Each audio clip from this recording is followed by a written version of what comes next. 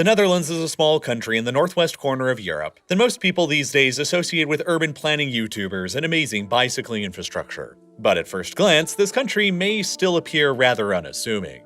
It's only a little larger than the US state of Maryland is, but with a population of nearly 18 million people all contained within it. The Netherlands is among the most densely populated countries anywhere in the world today. The country's density of people is about on a par with India, and when excluding small city-states, the country is the densest population of people in Europe, behind only Malta, which itself is only a tiny island state. Nonetheless, 18 million people is still a rather small population at a global scale, and it's only enough to make the Netherlands the 69th largest country in terms of people. While of course in terms of land, the country is even smaller and ranks down at only 131st place worldwide. But despite not having a lot of land and not having a lot of people, the Netherlands punches far, far above its weight in global importance. And I'm going to argue here that the Netherlands is by far the most overpowered country relative to its size in Europe today.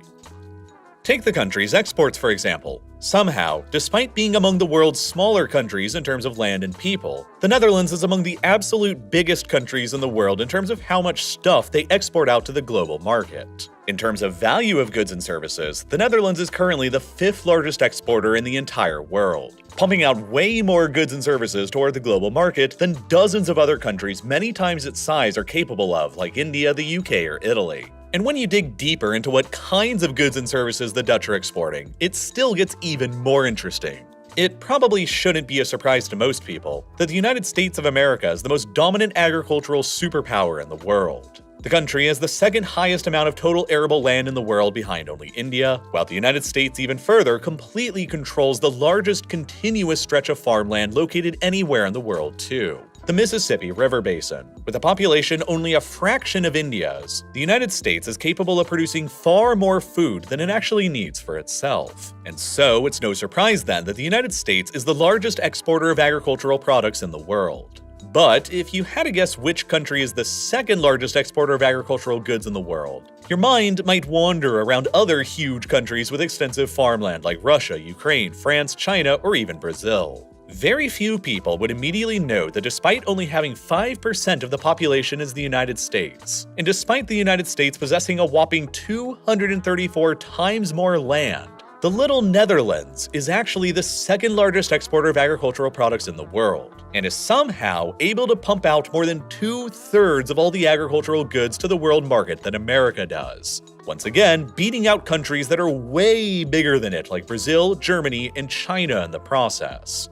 In terms of global trade, the little Netherlands is truly one of the world's great powers. And that brings with it some majorly outsized economic power. Despite only being the 131st largest country in terms of land and only the 69th largest country in terms of people, the Netherlands is the 17th largest country in terms of economic size, controlling an annual GDP that is larger than Turkey's despite having only 1/5 of the population.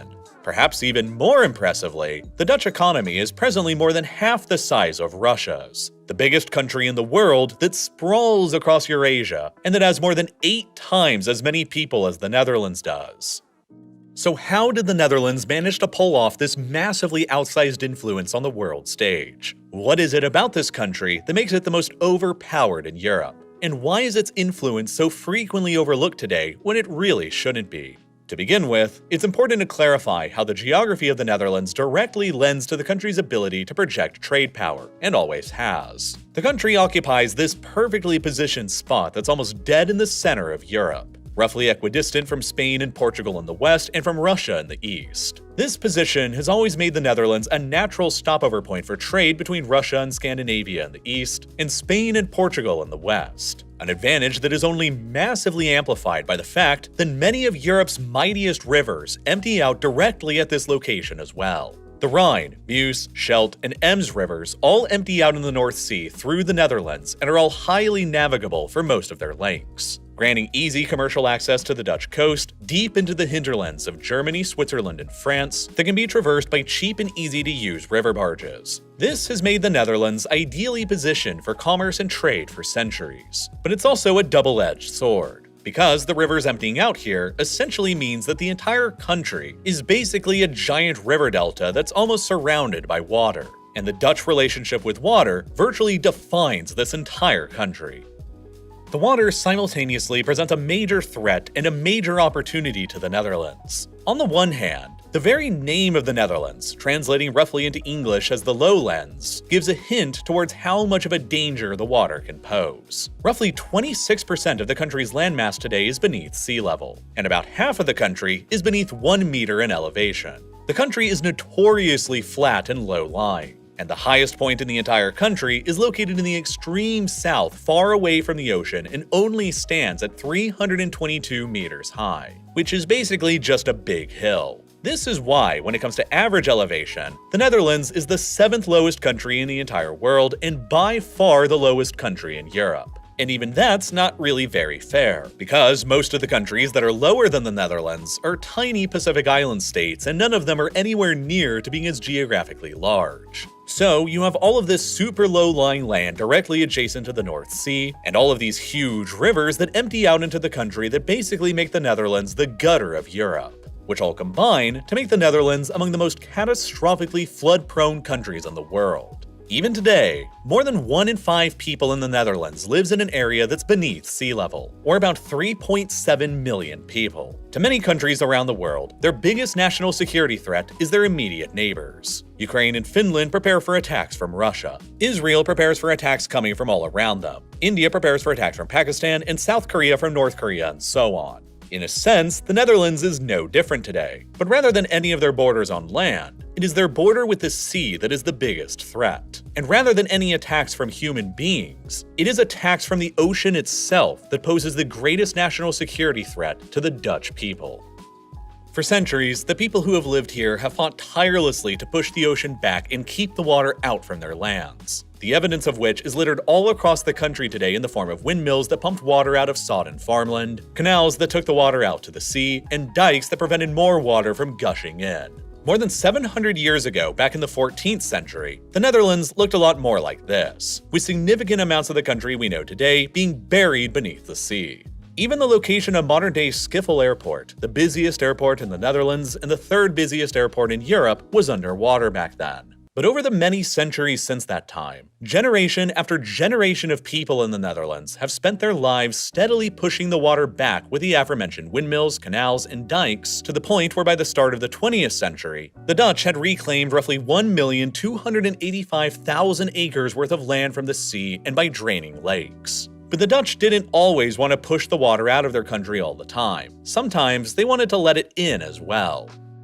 Since the Netherlands is a small but densely populated country that's about as flat as a pancake, the Dutch have never really had many natural geographic features to protect themselves against outside invaders coming from France or Germany. But in the 17th century, they realized that deliberately flooding their own low-lying lands in a controlled manner could serve the same defensive role that mountains do for other countries. And so, their geographic weakness of being susceptible to flooding could be cleverly transformed into geographic strength too.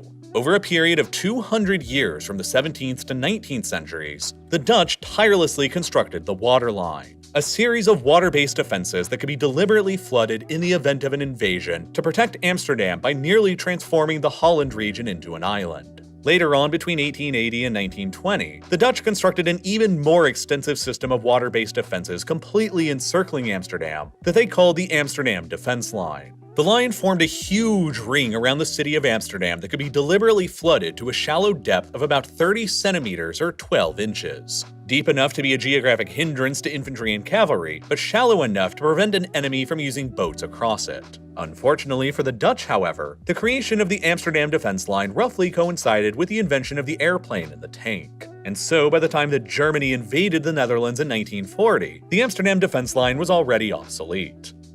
Nonetheless, over the centuries from 1300 to 1900, where the Dutch reclaimed nearly 1.3 million acres of land from the sea and lakes in the country, they also lost another 1.4 million acres of land area to the Zuiderzee, a shallow bay of the North Sea that was only about 4 to 5 meters deep that existed in the northwest of the country just to the east of Amsterdam. There had long been discussions within the Netherlands to drain the Zuiderzee and reclaim huge amounts of the land within it for human settlement for centuries, but the technological ability for them to actually do that was lacking up until around the late 19th century. It was then in 1891 that a man named Cornelis Lely actually drafted up a feasible plan to drain out the Zuiderzee. a plan that would become the basis for the later Zuiderzee works that would completely and radically transform the geography of the Netherlands forever.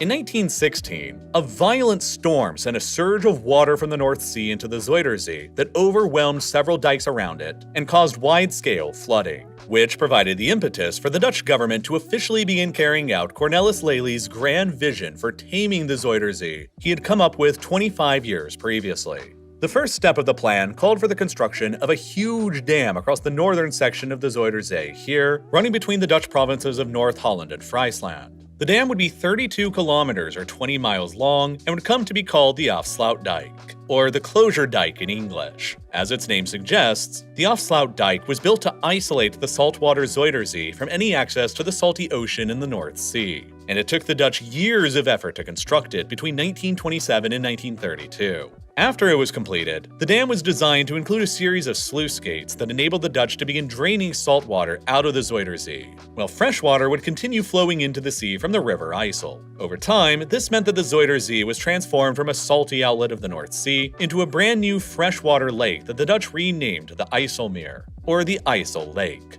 And even further, the Afsluitdijk also serves as a causeway, enabling Dutch travelers to drive their vehicles directly from North Holland to Friesland without having to travel all the way around the Zuiderzee like they used to. Now, the original plan of the Zuiderzee works was that after the sea was enclosed by the Afsluitdijk and tamed, huge tracts of new land would be built within the new IJsselmeer called polders, which are essentially chunks of an area within the lake that the Dutch would dam off from the rest of the lake with dikes, after which the water enclosed by the dikes would all get pumped out to reveal fresh, dry virgin land suitable for colonization. The first of these polders within the IJsselmeer that the Dutch constructed was this one here called the Veringermeer, that was fully drained of water by 1930, an early proving concept and testbed that would influence the ideas and techniques used in all of the subsequent polder construction going forward. Veringermeer opened up about 307 square kilometers of extra land to the Netherlands that was incorporated within the North Holland province, and more than 12,000 people live there today. A few years later, work on the second polder, named the Noordoostpolder, began in 1936 and was eventually fully drained out and ready for settlement by 1942. And then, after the conclusion of the Second World War, work finally began on the single largest land reclamation projects of the entire Zuiderzee works in the south of the IJsselmeer. Originally intended to be a single massive polder, work on dredging up Flevoland finally began in 1950. But several changes were made to the original plan as they went about it. The development of the previous Noordoostpolder had left the new, lower-lying land in the polder directly connected to the older and higher-elevated mainland, which led to groundwater from the higher mainland seeping into the new lower land, which led to the ground in the mainland to start sinking and causing all kinds of problems. The original plan for the Flevoland polder was to leave it connected to the mainland as well. But after observing the problems with the Noordoostpolder, the Dutch decided to change the design of Flevoland into two separate halves, an eastern Flevoland polder and a southern Flevoland polder, with a narrow southern channel of water separating both of them from the mainland. Unlike the two polders that came before it, Flevoland was both geographically large enough and close enough to the major city of Amsterdam that Dutch planners knew it had the potential to host major cities on it after it was finished being dredged up. As a result, after Eastern Flevoland was finished being created in 1957, and after Southern Flevoland was finished up a decade later in 1968, they became the site of the biggest planned cities on the new polders, like Almere, strategically and conveniently located only about 20 kilometers away from the bustling city center of Amsterdam, the Netherlands' biggest city. Almere is therefore the most recently settled city in the Netherlands that was only established in 1975. And it's also, probably to my knowledge, the largest city in all of Europe that was only settled in the 20th century. The very first house in Almere was only finished in 1976. And fast forward roughly half a century later to today, and Almere has ballooned to a population of about 215,000 residents, making it the largest city to be established on any of the new Dutch polders and the 8th largest city in the Netherlands nationwide. And by 2030, Almere plans to construct enough housing to boost their city population up to 350,000 residents, which by that point could make Almere the 5th largest city in the country. By 1986, the Netherlands did something that no other country in Europe had done in the 20th century. They declared a brand new province out of their freshly created land they had conquered from the sea. Dubbed the Flevoland province, it encompasses all of the newly created land in the Nordoostpolder and the southern and eastern Flevoland polders, representing a total amount of land that's larger than Hong Kong that was conquered not through brute military force at the expense of others, but through decades of brilliant and forward-looking engineering for the benefit of the state. The creation of the Flevoland province from nothing has dramatically assisted the housing crisis in the densely populated Netherlands too. As of 2023, about 445,000 people live within Flevoland on land that didn't even exist only a few decades ago, as is symbolized by the province's official anthem, called Where We Make Cities Arise. Today, roughly 20% of all the land in the Netherlands has been reclaimed from the sea at some point or another over the past 700 years, representing an area of land that is larger than nearby Luxembourg that has been conquered by Dutch engineers rather than by Dutch soldiers.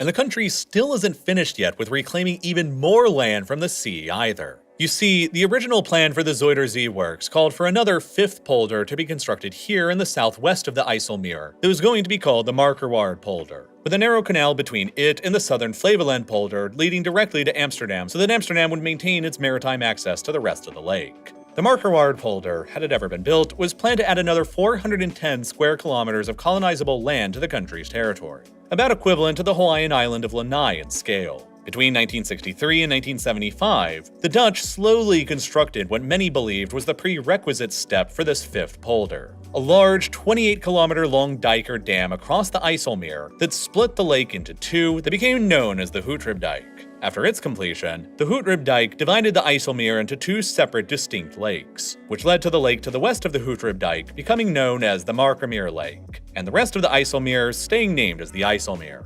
The Hoetribdijk also provided a direct overland connection for vehicles to take between Flevoland and the northern part of North Holland. And after its completion, the Markerwaard polder was originally intended to be developed out of the Markermeer Lake. But then, for decades, none of that ever ended up happening. On the one hand, those in favor of pushing on with the Markerwaard polder argued that it would open up new agricultural land, create new housing, and open up the possibility of building a brand new airport close by to Amsterdam to relieve congestion at Schiphol Airport.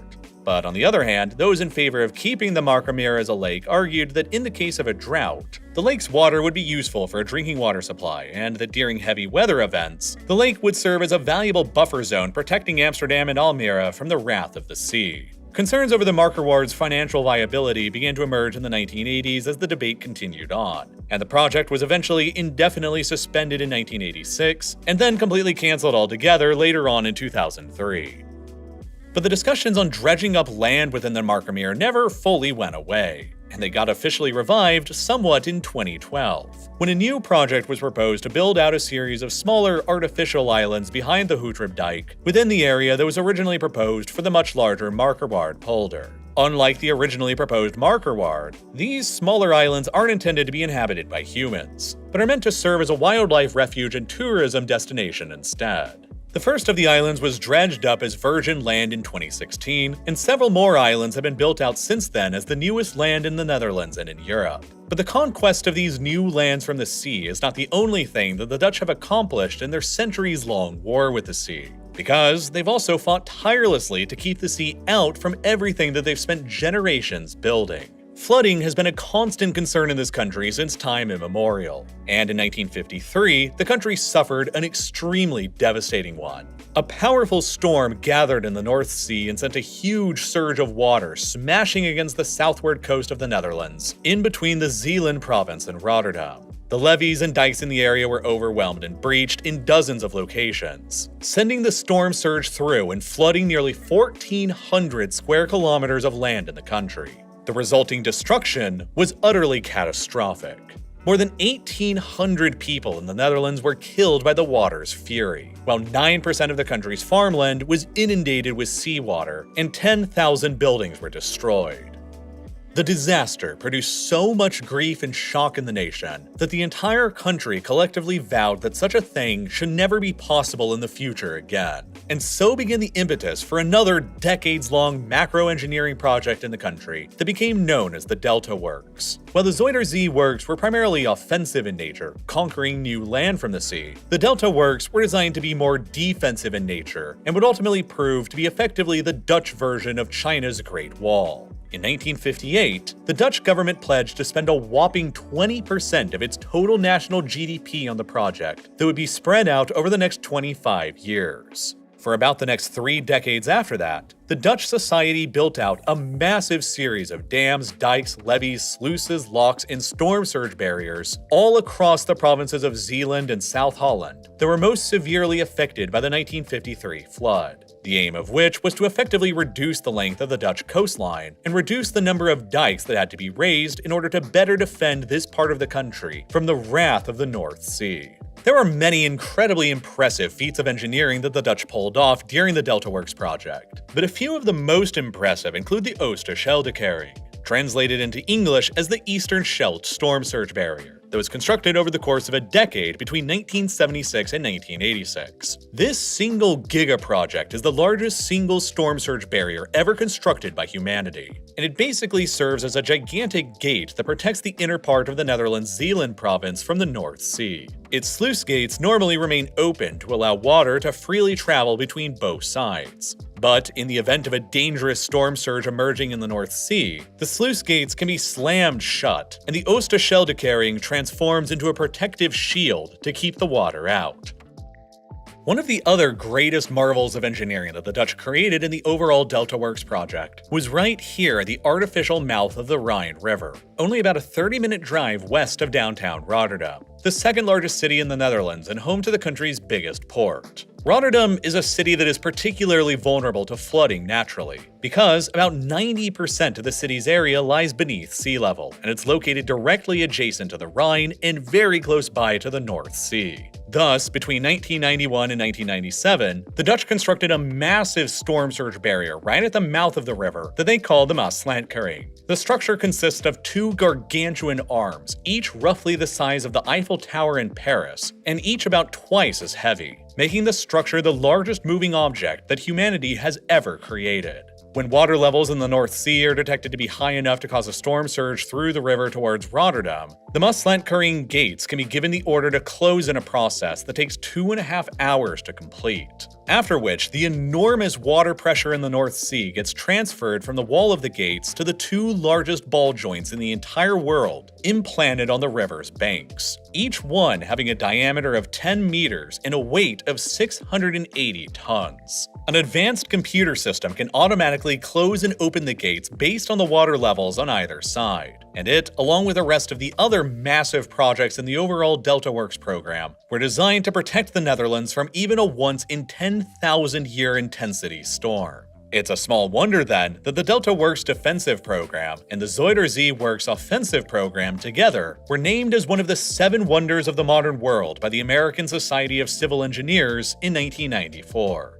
And all of this extensive experience at fighting against the ocean like nobody else has over decades and centuries have made the Dutch the foremost global experts in protecting themselves from rising sea levels in the global ocean. A problem that will only continue getting worse for billions of people all around the world in the 21st century as global climate change continues to increase the ocean's sea level. This has ended up perfectly positioning the Dutch to be the global leaders at climate change adaptation for coastal cities and communities everywhere in the world. And Dutch consultants already travel all around the world to other coastal communities threatened by sea level rise like New York, Miami, New Orleans, Jakarta, and the entirety of Bangladesh, offering up their expertise and knowledge and bringing back more money and wealth to the Dutch economy in the process. The entire nationwide system in the Netherlands of dikes, dams, pumps, and sluices is so impressive that without any of them, a 2007-era study from Calvin University in the United States found that 65% of the Netherlands would be completely underwater during high tide. As the famous saying about the Netherlands goes, God may have created the earth, but the Dutch created the Netherlands. No other country in the world has been as meticulously over-engineered and created by its people over generations than the Netherlands has been, and that long history of cooperation and collective effort against the sea has produced a unique culture in the country that prioritizes trust, collaboration, collective good, and efficiency over everything else. attributes that spill out into the rest of the country in sometimes surprising ways. From the intelligent designs of Dutch cities and infrastructure to prioritize human beings over cars, to the shepherding of Schiphol Airport's strategic location in the center of Europe to become the third busiest airport on the continent behind only Charles de Gaulle near Paris and London Heathrow. But another major geographic advantage to power, especially to trade power, that the Netherlands has always had is their incredibly lucky possession of the Port of Rotterdam. Today, the Port of Rotterdam sprawls out across a huge area that's larger than the island of Manhattan in New York, with 4 fully automated terminals that accept vessels around the clock at all times of the day, every day of the year. The water depth within the port is deep enough to handle even the largest of container ships that have ever been built. Its central location is almost dead in the center between Western and Eastern Europe, and the connections that stretch out from the port to the European market are just completely unmatched anywhere else. From Rotterdam, navigable rivers like the Rhine, the Meuse, and the Scheldt extend deep into the hinterlands of Germany, Belgium, France, and Switzerland. And since 1992, when the Rhine-Main-Danube Canal was completed and opened, the navigable parts of the Main and the Danube rivers are also accessible, which has opened up the hinterlands of Austria, Slovakia, Hungary, Croatia, Serbia, Romania, Bulgaria, and Ukraine, all to inland shipping connected to Rotterdam as well. Cheap to operate river barges from all of these countries can easily travel through this network of rivers directly to Rotterdam and transfer their cargoes onto massive ocean-going container ships for export anywhere in the world, while they can also receive imports through the same system from anywhere else as well. But it's the Netherlands itself that has by far the densest network of inland waterways in Europe. The country is home to 2,200 kilometers worth of navigable internal waterways that are used for commercial shipping, and that account for 40% of all the international freight movement within the country, and 20% of the country's domestic freight travel. With roughly 6,000 ships sailing through its various rivers and channels, the Dutch inland waterways account for a staggering nearly 80% of all the vessels that sail inland within the entire European continent, enabling the Dutch to move around cargo much more efficiently and cheaply than any other country in Europe is even remotely capable of.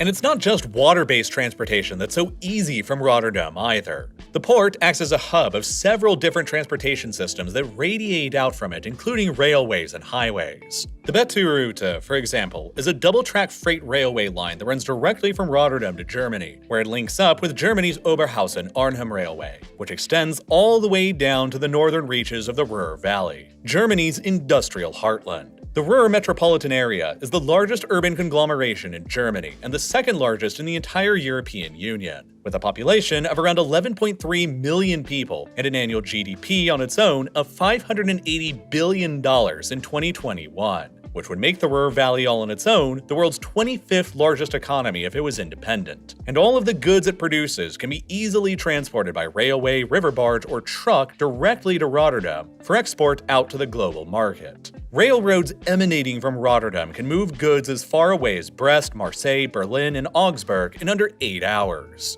And most of the continent can be reached by rail in under 24 hours. The port operates thousands of direct connections around the world by sea, rail, and truck, and it's essentially the most convenient and easy-to-access port for around 500 million consumers throughout the European continent. It's no wonder then that for a very long time, the Port of Rotterdam was the busiest and largest port in the entire world, all the way up until the year 2004, when it was finally overtaken in annual cargo tonnage by the Port of Singapore. Since then, Rotterdam's business has been overtaken by several additional ports in China. But Rotterdam continues to remain by far the busiest port in Europe and the busiest port in the world, located anywhere outside of East Asia. Its importance to Europe from a commercial perspective is so enormous that it still handles more cargo tonnage than the next 2 busiest ports on the continent combined, nearby Antwerp and faraway Novorossiysk. The Port of Antwerp in Belgium benefits from much of the same geographic and infrastructure advantages as Rotterdam does,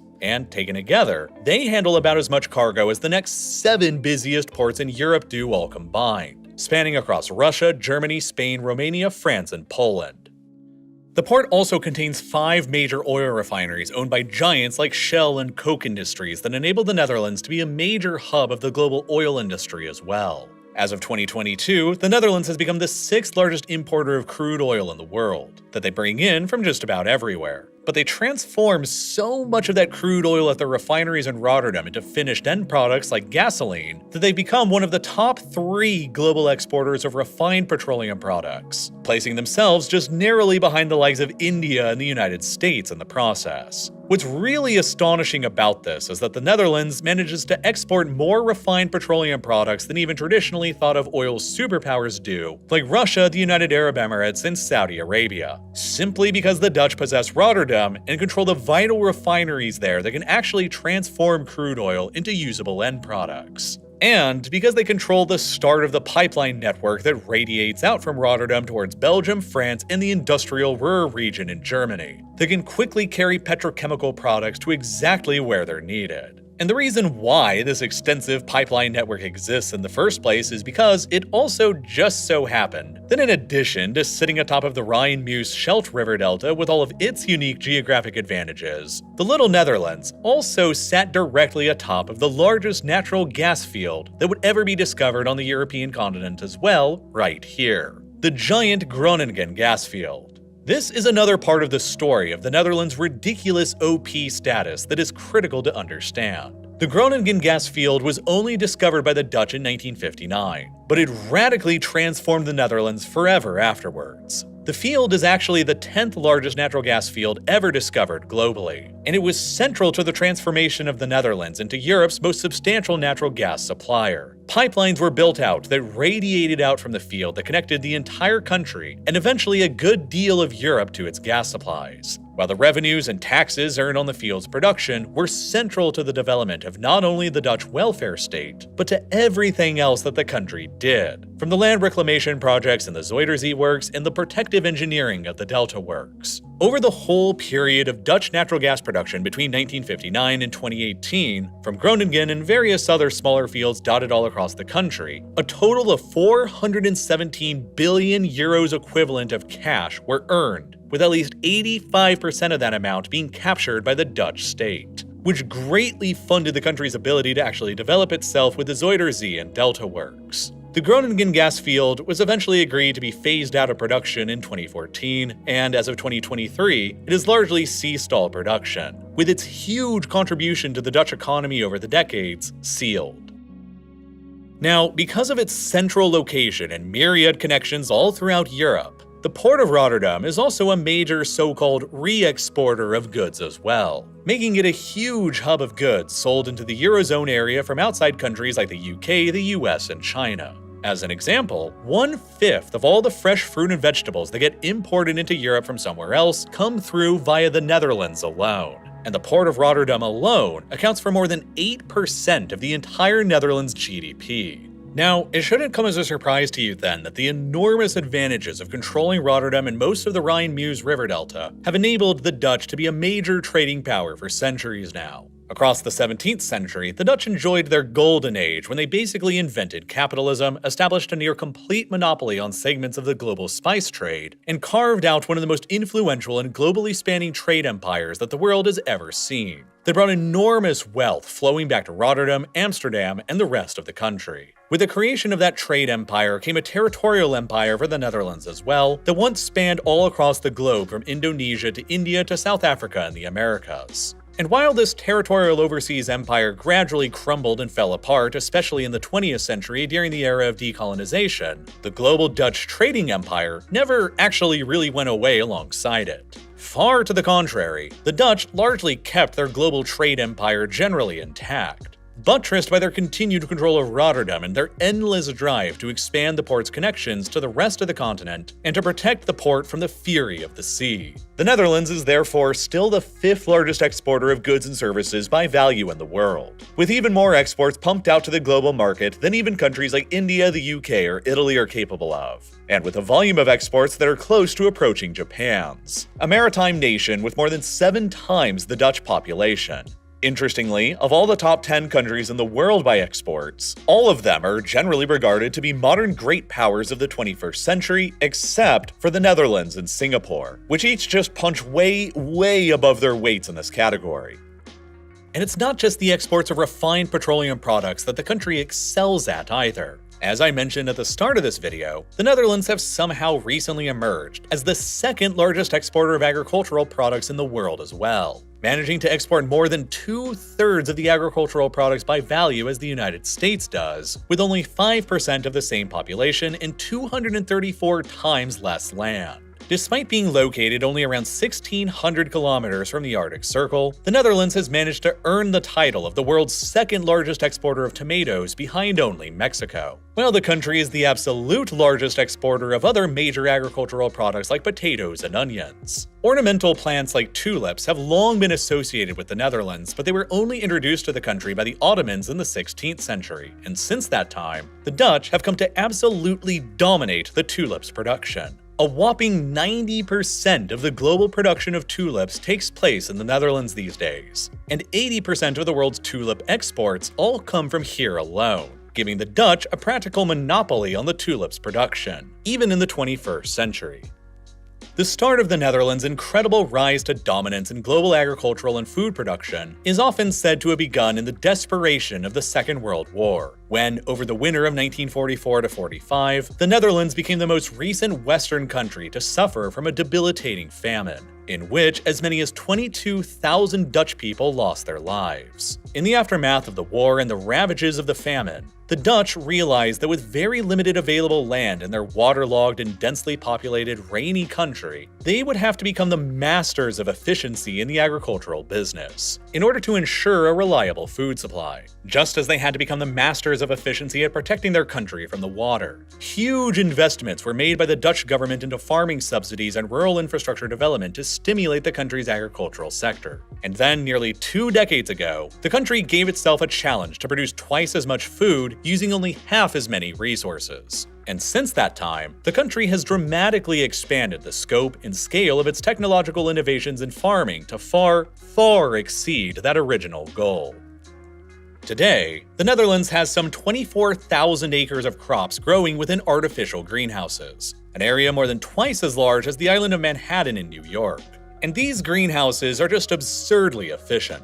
The temperatures and climates within them can be precisely controlled by farmers. LED lights can give the plants precisely how much light they need. Destructive pests can be easily kept out of them, eliminating the need for chemical pesticides. The plants within can be watered with precisely the correct amounts of water so they don't get too little or too much. And in many of them, even the carbon dioxide that gets generated by burning natural gas to keep the power going in them is simply piped directly back into the greenhouses by massive ventilators, where it just gets converted into oxygen by the plants, achieving 99% efficiency in the process. The result is that within these hyper-efficient greenhouses, the Dutch can grow fruits and vegetables year-round around the clock with bigger yields than anywhere else in the world. A single acre of land put beneath a greenhouse in the Netherlands is capable of growing the same yield of produce that would normally take 10 acres of traditional dirt farming to accomplish with significantly fewer resources to boot. The average amount of water that it takes a Dutch farmer to grow 1 pound of tomatoes is only a half gallon, while the average worldwide is about 28 gallons, 56 times more water than what Dutch farmers use. The epicenter of the Dutch greenhouse farming movement is in the Westland region of the country, directly to the west of the huge port of Rotterdam. Here, you will find an almost endless landscape of glass greenhouses from above, where 80% of the region's agricultural land is all contained within one.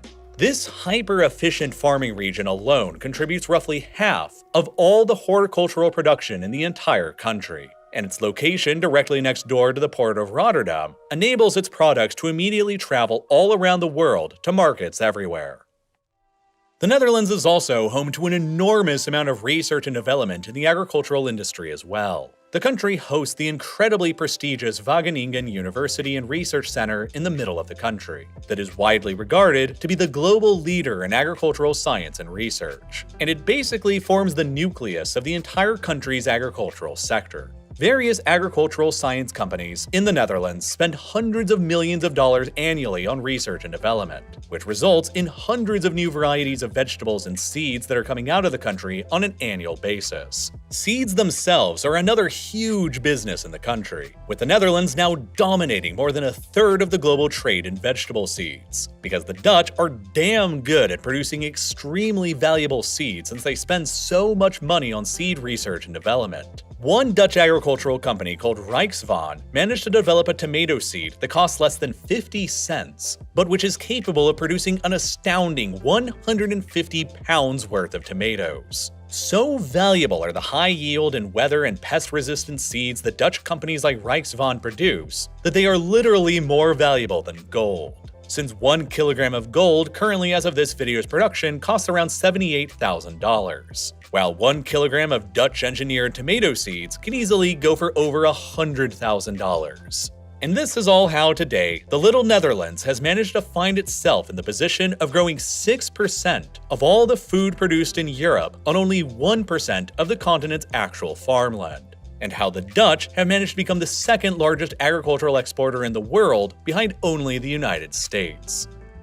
And agriculture is hardly the only modern industry that the Dutch have managed to capture and nearly monopolize parts of. An industry that's even more lucrative, both from a financial and geopolitical standpoint, has been the country's unique cornering of a key component in the global semiconductor and microchip industry that could ultimately make the Netherlands the kingmaker in who between the United States and China ends up winning the 21st century. If you asked a random person where the capital of the global tech industry is located, many would probably respond with San Francisco and Silicon Valley, with its host of tech companies present. Others might suggest Seattle, where Microsoft and Amazon are headquartered, while others may insist on Taiwan, where the bulk of global semiconductor manufacturing takes place at. But very few would argue that another contender for the capital of global big tech is here in a small suburb of the Netherlands' 5th biggest city called Veldhoven, a fairly small town with only 45,000 residents that you've probably never even heard of until right now. But Veldhoven is extremely important despite its small size because it is the headquarters of a company that you may also have never heard of called ASML, an acronym for Advanced Semiconductor Materials Lithography.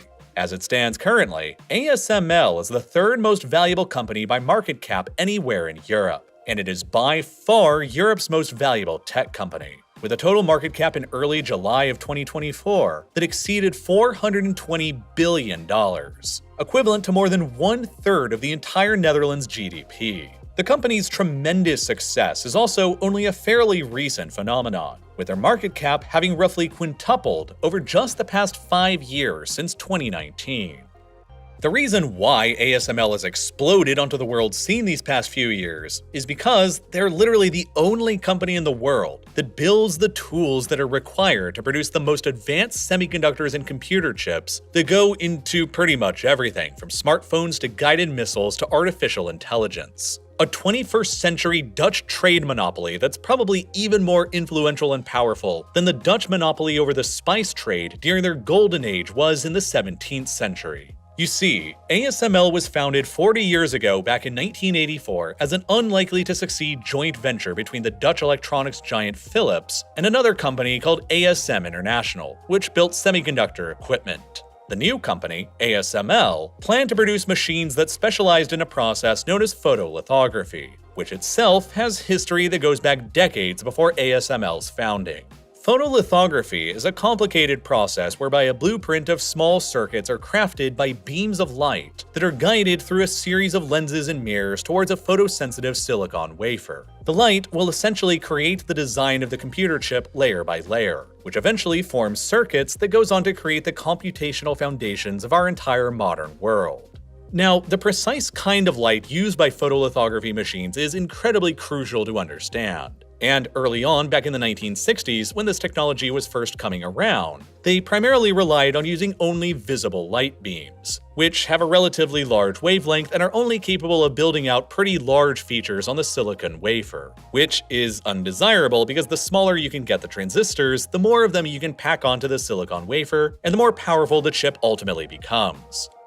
Smaller and smaller wavelengths of light were steadily used by photolithographers to build more and more powerful chips until ASML came around in the 1980s to throw their hat in the ring too. By 1986, ASML had produced their first prototype photolithography machine, but it was extremely rudimentary and was only capable of creating individual transistors on the scale of micrometers. And it was basically more of a glorified photocopier than a true marvel of engineering. The company struggled to actually find customers against the industry leaders of the time, made up by the Japanese firms Canon and Nikon. And so, ASML was only kept alive for years by its parent company, Philips, and by subsidies that came from the Dutch government. But by 1995, ASML was still able to grow just large enough to go public and list itself on the New York Stock Exchange, just as the company was beginning to plan out a new photolithography machine that would harness a new idea called extreme ultraviolet, or EUV lithography. You see, visible light has a wavelength that ranges between 380 and 750 nanometers, while ultraviolet light is much smaller with a wavelength that only ranges between 100 and 400 nanometers. Which means that by the 1980s and 90s, when photolithography machines were harnessing ultraviolet light, they were capable of producing much smaller patterns on chips than the previous generations of visible light machines were capable of. And so, computing power was getting stronger. Extreme ultraviolet light, or EUV light, is a fraction the wavelength of even regular ultraviolet light, ranging only 13.5 nanometers. For decades, nobody had quite figured out how to actually use EUV light in photolithography machines to produce even smaller transistors and circuits. Because producing it and working with it is an absolute devil of a task that requires an absolute mastery of physics to actually pull off. Canon and Nikon, the industry leaders at the time, were pursuing EUV technology as well, but abandoned it by the early 2000s as the costs of R&D ramped up and doubts emerged as to whether or not it was even going to be possible. ASML, however, stuck to the course of pursuing EUV technology regardless of the skeptics and sunk massive amounts of capital and time into research and development of the tech.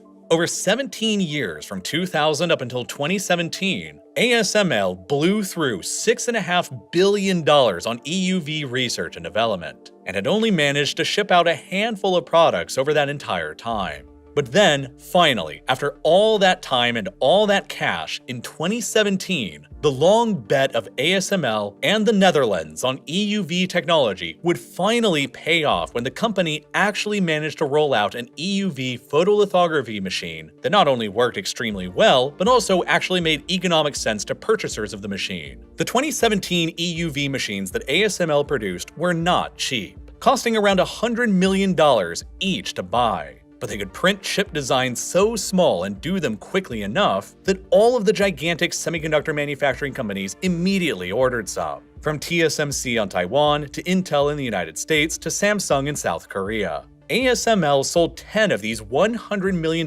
machines in 2017 alone, and dozens of additional orders were placed on backlog. After decades of effort, ASML in the Netherlands suddenly emerged in 2017 as the only company in the entire world that was producing EUV lithography machines, essentially establishing a complete monopoly on the product in the process.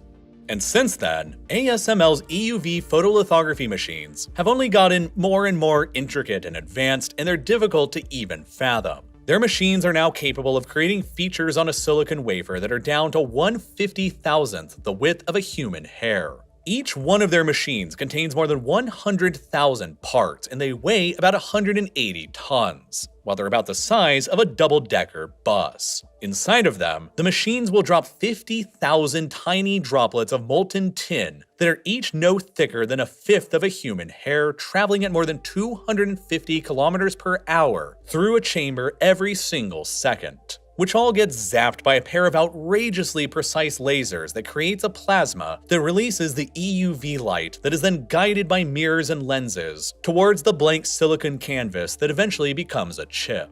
The mirrors required to guide this EUV light within the machine are ground down to probably be among the flattest objects in the entire universe. They are so impossibly smooth that the largest imperfection on them is no more than the distance grass will grow in a single millisecond. If the mirrors were scaled up to the size of Germany, there would be no bumps or imperfections on them larger than a single millimeter. And since EUV light gets absorbed by just about everything, including by air, this entire process has to take place within the machine in a total vacuum. Each of their newest EUV machines now cost more than $300 million to purchase, about the same price as a brand new Boeing 777. And they are almost certainly the most highly sophisticated tool that humanity has ever produced and sold commercially.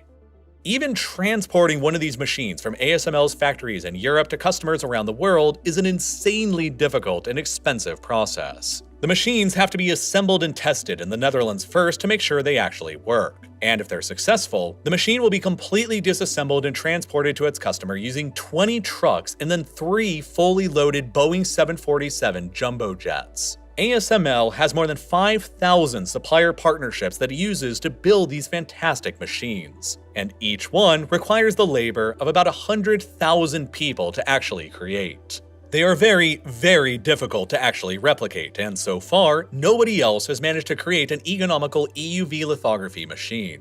And even if somehow someone else did, they would have to convince the small number of ASML's customers to abandon ship and switch providers, which will be hard because ASML already has the established relationships. There's basically only 5 total customers in the entire world who buy these machines, and ASML is continuing to innovate and advance their own machines even further. This is all how ASML has come to dominate a whopping 83% of the global lithography market right now in 2024, with their sole monopoly over the production of EUV lithography machines. And it has made the entire outside world extremely reliant on the Netherlands and on ASML as a result. Such is the importance of ASML's lithography machines that the former president and CTO of ASML, Martin van den Brink, exclaimed earlier this year that, "Our prime minister was sitting in front of Xi Jinping, not because he was from Holland. Who'd give a shit about Holland? He was there because we are making EUV."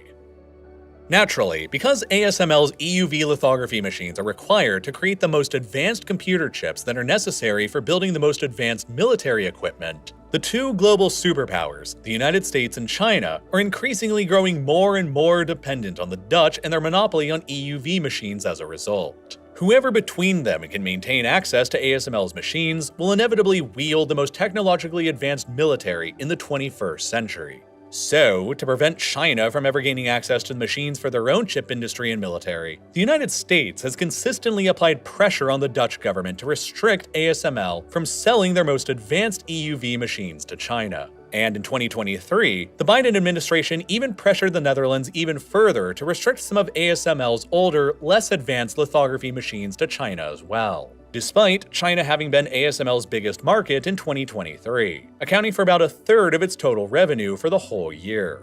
There are fears that if ASML is eventually blocked out from China entirely, the Chinese will then have no other choice but to begin investing heavily into their own photolithography sector and to eventually build out their own EUV machines, which could finally provide ASML with some competition. But until then, and as it stands right now, no other company in the world is anywhere close to challenging ASML's dominance in this sector. And the company controls an absolute monopoly on the machines that make our entire modern world possible as a result. The latest monopoly in the long history of monopolies that have been enjoyed by the Dutch trade empire. Whether it's the control of these marvelous machines that make all of our technology possible, their vast greenhouses that nearly compete with the United States on food production, their control of the largest natural gas field in Europe, their control of the largest port in the world outside of East Asia, their vast network of internal waterways and infrastructure, or their conquest of new lands from the sea, the Dutch have proven themselves time and time again as the most overpowered country in Europe, punching far, far above what their own small population and small land size would otherwise suggest. And I very deeply admire them for everything they have managed to accomplish. They have completely transformed their small, swampy, flood-prone river delta into a major world power that has continually withstood the test of time well into the 21st century today that has defined human history, and that will continue doing so for the foreseeable future.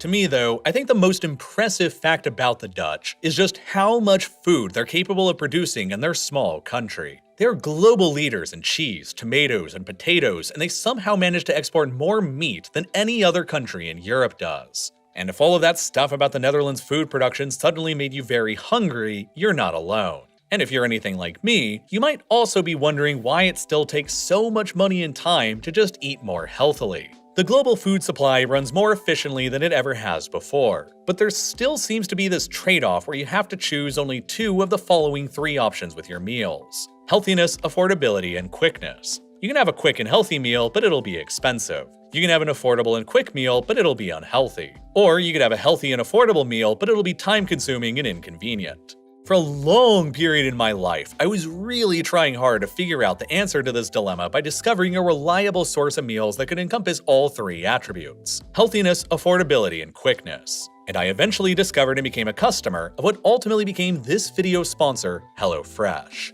The concept of HelloFresh is pretty straightforward. You just visit their app or website and select which meals you want to eat. And then the next week, an insulated box will show up on your doorstep filled with all of the fresh, pre-portioned, and partially prepared ingredients you need, so that you can home cook your meals way faster than if you had wasted a bunch of time planning your meals out, going to the grocery store and picking ingredients out, and then coming home and prepping. You can also choose from a variety of different menu options to suit all your needs and tastes. From fit and wholesome to quick and easy, vegetarian to family-friendly, there's something for everyone to enjoy. And HelloFresh knows that your plans might change and life can get unexpectedly busy. That's why they let you easily customize your delivery from week to week as well, allowing you to tailor everything to your own schedule by adjusting your delivery date or skipping a week when you're not able to cook at home. And best of all, the meals themselves just taste really, really good. That's the biggest reason of all that I've been a loyal customer myself to HelloFresh for years now, and why I've been making their meals like this amazing buffalo spiced chicken for more than 3 years now. They are just the best solution that I've found for having regular home-cooked dinners. And if you want to see if I'm right and improve the way you eat too, now's a great time to do so, because if you want free breakfast for life, you can go to HelloFresh.com or visit the link down in the description box below and use code FREERealLifeLore. That's going to be good for one free breakfast item per box while your subscription is active. And once again, that's free breakfast for life at HelloFresh.com with code FREERealLifeLore. And as always, thank you so much for watching.